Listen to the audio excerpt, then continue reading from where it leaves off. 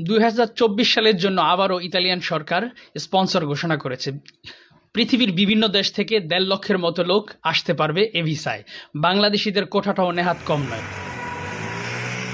2023 থেকে 2025 সাল পর্যন্ত বিশ্বের বিভিন্ন দেশ থেকে প্রায় 4.5 লাখ শ্রমিক নেওয়ার ঘোষণা দেয় ইতালির মেলোনি সরকার। মূলত শ্রমিক সংকট মেটাতেই এ উদ্যোগ। চলতি বছর বিশ্বের বিভিন্ন দেশ থেকে শ্রমিক নেবে ইতালি। এতে কাজের সুযোগ পাবেন বাংলাদেশিরাও। আগামী 18 মার্চ স্থায়ী স্পন্সরে আবেদন করতে পারবেন আগ্রহীরা। পাশাপাশি 21 মার্চ বাসাবাড়ির কাজের ডোমেস্টিক স্পন্সর ও 25 তারিখ সিজনাল বা কৃষি কাজের স্পন্সরের জন্য আবেদনের তারিখ ঘোষণা করেছে দেশটির সরকার। সরকারের নতুন এই সিদ্ধান্তে খুশি প্রবাসী বাংলাদেশিরা। 2024 সালের জন্য আবারও ইতালিয়ান সরকার স্পন্সর ঘোষণা করেছে।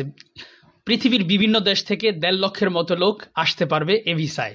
বাংলাদেশিদের কোটাটাও নেহাত কম নয়। আগামী 18, 21, 25 মার্চ ইতালিতে ক্লিক ডে ঘোষণা করা হয়েছে। এজন্য আমরা বাঙালি প্রবাসী সবাই ইতালিয়ান সরকারকে আন্তরিক শুভেচ্ছা ও ধন্যবাদ জানাচ্ছি। ইতালির শ্রমবাজারে বাংলাদেশিদের শক্ত অবস্থান রয়েছে।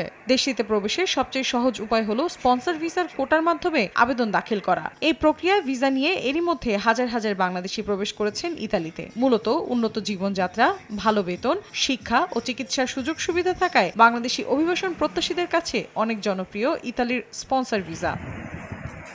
আবেদনকারীরা যাতে দালালের খপ্পরে না পড়ে সে বিষয়ে সতর্ক থাকার আহ্বান জানিয়েছে দেশটিতে বসবাসরত বাংলাদেশি কমিউনিটির নেতারা। সময় সংবাদ, ইতালি।